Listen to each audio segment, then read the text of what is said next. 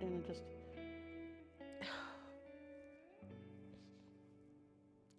you know, it was good just to be able to walk straight to Mum's arms and have her hug me. And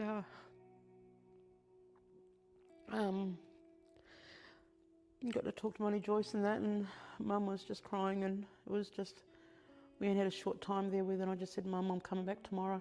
It was so good to come home, see my family, but even that, it was like, you'd come back into, after being away for, I don't know, 6-8 years, what it was. In that time, things had changed, and people,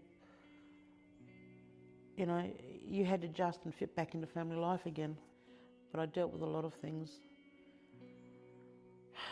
Things that were said to me, you know, because the things that I found hardest when I come home, and this is, when I say this, I'm not saying this is a thing towards my family or anything like that, it's just that when you go away to these places, you come back, and it's not the same. You're broken, your family's broken, the things have happened, and I come back and I was called things like Gunya lover, and like, meaning I love white people, and just all this kind of garbage that was spewing out to me, and trying to fit back and adjust back into the family. So, you know, as kids you come back home and it's all you want, it's all you dream of, it's all you think of. But when you come back, you don't just fit back in. Because like I said, you've got a broken family. A family that's had to try and heal because of the hurt and the pain that they suffered at you being taken away, and then you're coming back because you've lived a life with white people, and you've been given different lifestyles and ways of living, and it wasn't just me. It was like when my brothers and sisters come back, it's the same for them. They had to adjust, you know, but I just felt like when I came back, I was always on the outside. Me living away from my home, you know, my life was heading into a direction where I ended up getting married, and, you know, so you're coming back, bringing somebody else, and things are just not, you know, really, you need to just come home and heal your family, but, you know, you don't know that when you're young and growing up. Even today, like I said, we've got the impact on the generation that comes after us. When we left here, before we were taken away, we were a family, we were living in poverty. We didn't have much, but what we did have is love for each other, and we were protected. We knew that we were cared for, we were loved, and that was a very strong bond. And that even we lived in Mallee Park Reserve, and that was a place where we grew up. We were carefree, you know, just. And even then we had government restrictions. You had to be back on that place by 6 o'clock, or, you know, your family members that would get in jail and whatever else. But we grew up there knowing that we had a strong bond in our family. The connections were very tight. But when we come back, the love was still there. But like you said, what do you do with a broken family? How do you put those pieces back together and live a normal life? And people don't realise the impact and the effect of the stolen generation, what it does to families. Because like I said, we all grew up in different homes. We all come back with different ways of living and cultures, and you had to come back and then fit back into your family there and mould back in together, and it wasn't easy.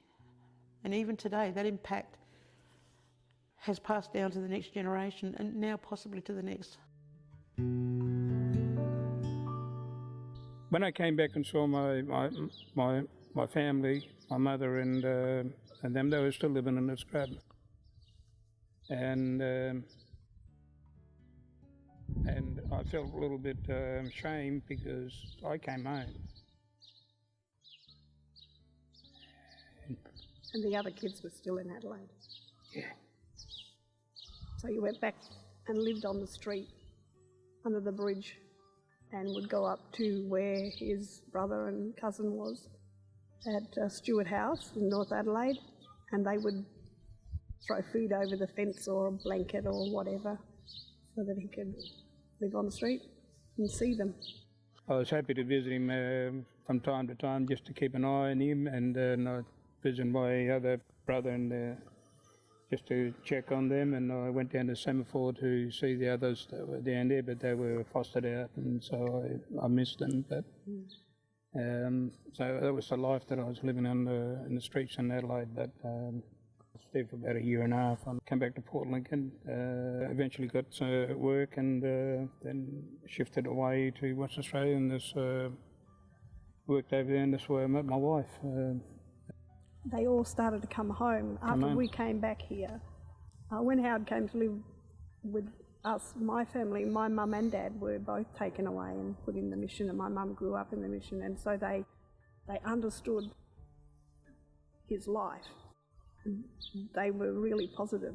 They were not negative people. They said, you know, we look at the positives in the life, and that affected Howard a lot because that was the way he wanted to be, rather than be a victim. And so when we came back to live here, his brothers and sisters came back.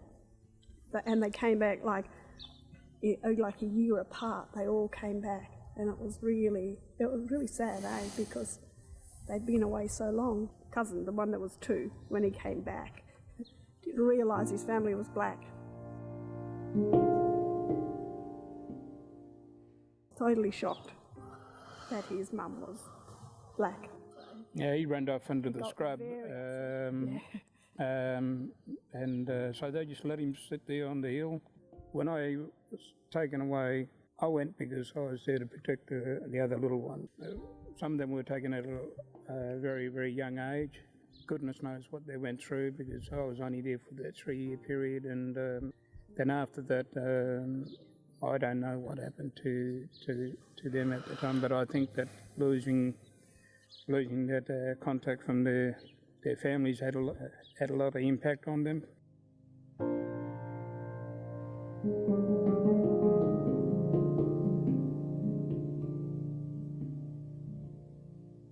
Well, they tried to foster me out and that there, but I said I already got a family in that there, so there was this woman in this welfare department, and she helped me go to her house in Gawler.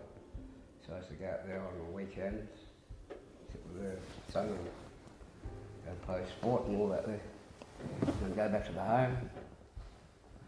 I was at Marylama Cottage in Glenelg, and I was going to school there,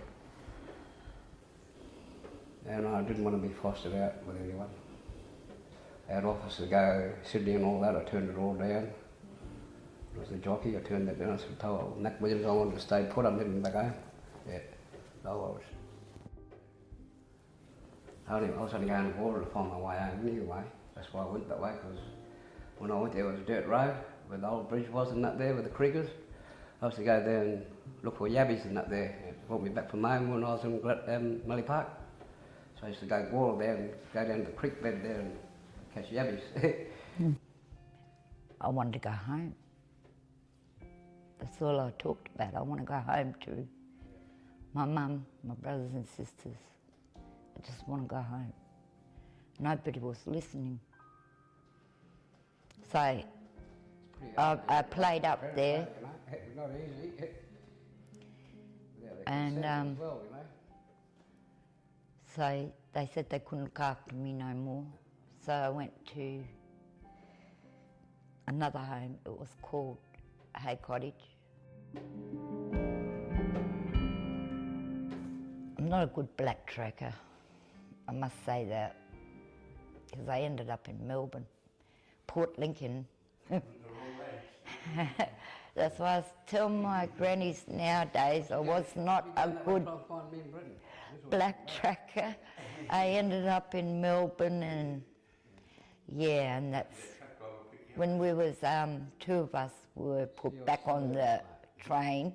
Police took me, and I was locked up in a place back in the days called Vaughan House.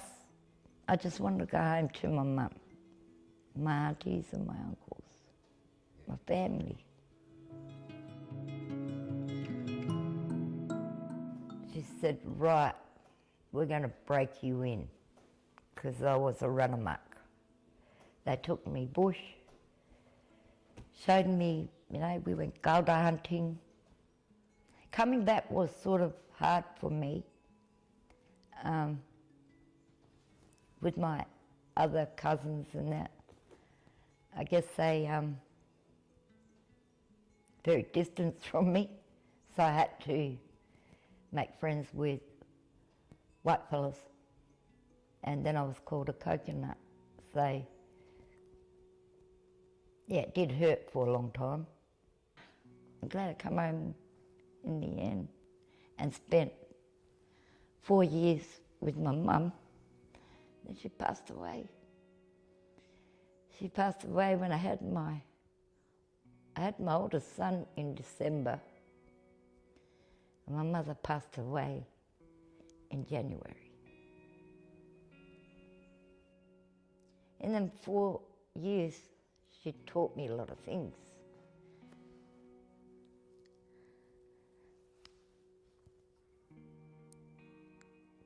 I only had 4 years with her.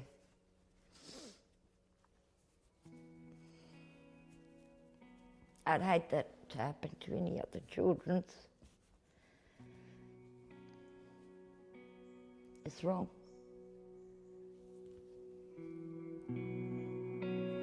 My first child at 17. Then I had another 3 more. And it was my youngest son. He was 3.5. I lost my son. I was a Christian at that time. When I lost my son, I just hit the drink and drugs very bad. But I was still a good mum. But yeah, my children were taken from me. I wouldn't give my children back. And it hurt. Reminded me of my mum and my aunties crying for their children. Here I was crying for my children, I wanted my children's back. So I had to fight for my children, but I ended up getting them back.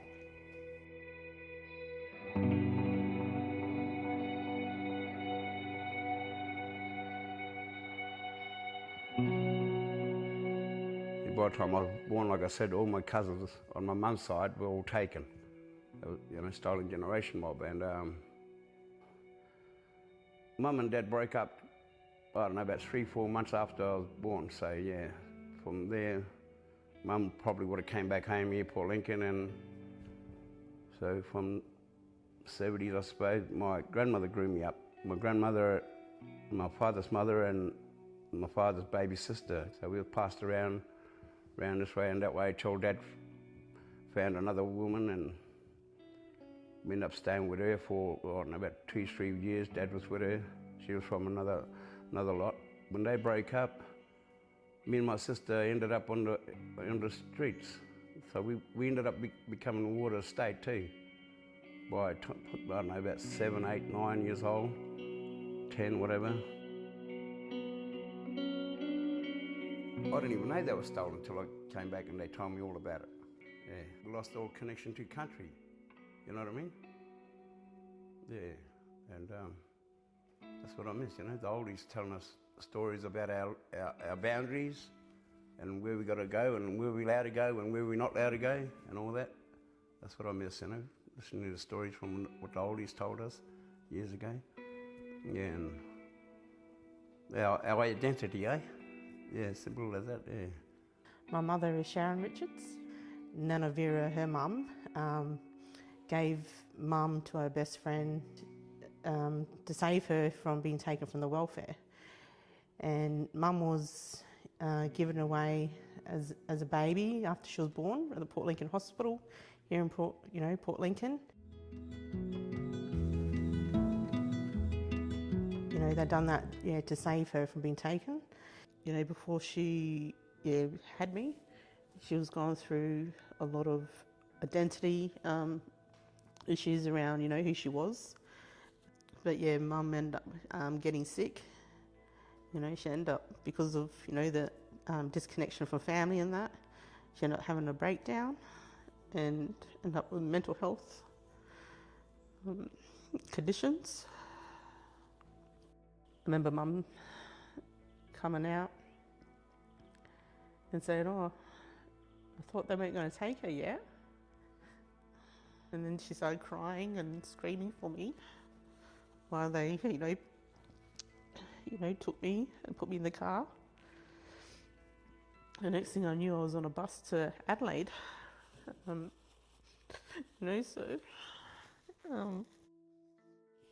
That was really hard. What am I now? I'm 37. I still remember that clear as day. And it kind of, makes you think about how, what happened to all Mum's siblings, when they were taken. Because it actually felt like that. Yeah.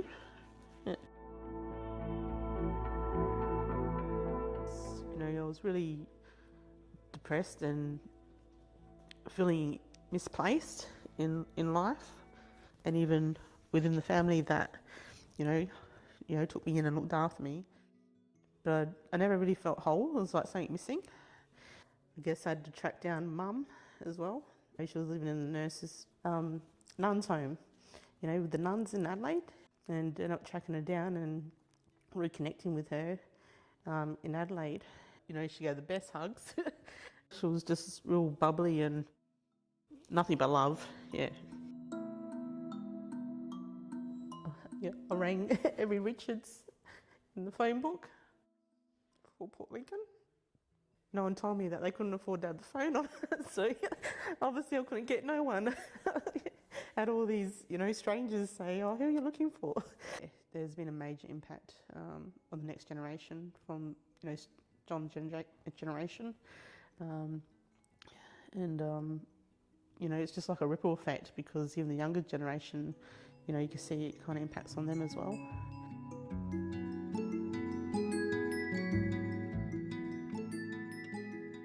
I used to wonder, why was our family so disconnected and not close?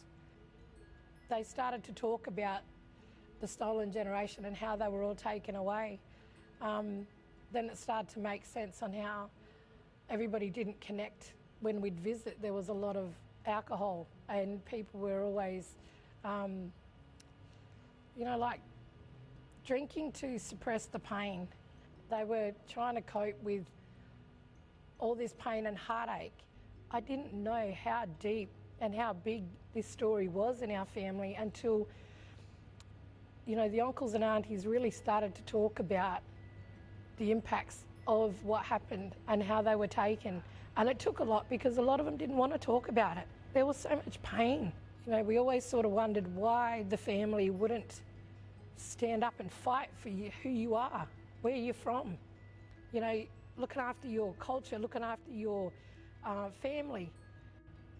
That passion and that will to fight for who you are, your identity, because their spirit was broken. When you're told to just shut up, listen, when your spirit is broken, it takes so much to come back from that. That's one of the biggest impacts that I've seen on our family, the impacts of the stolen generation. They have no idea on how it affects future generations. It may have been done years ago, but the impacts are still trickling down throughout the generations today.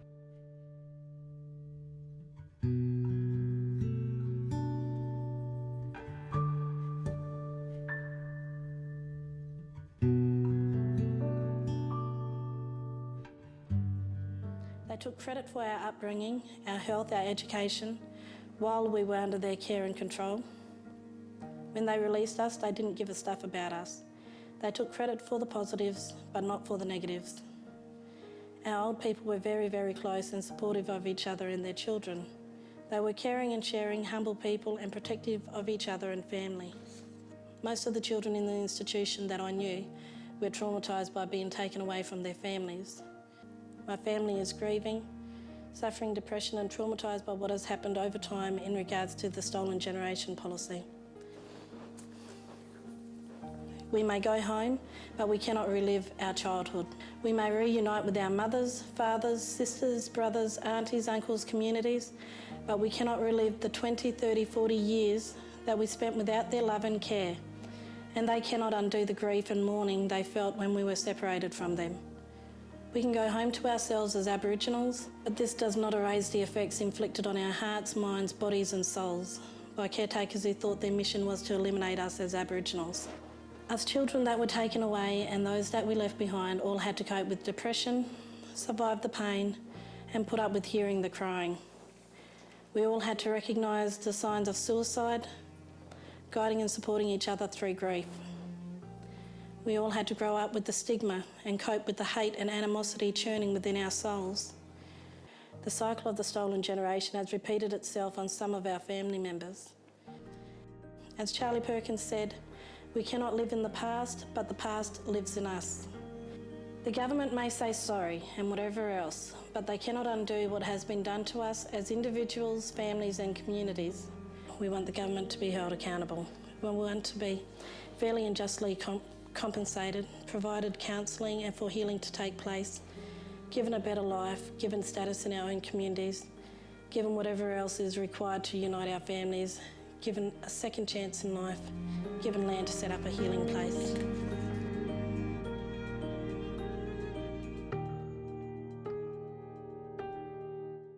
The survivors, almost you could say they're warriors of their time.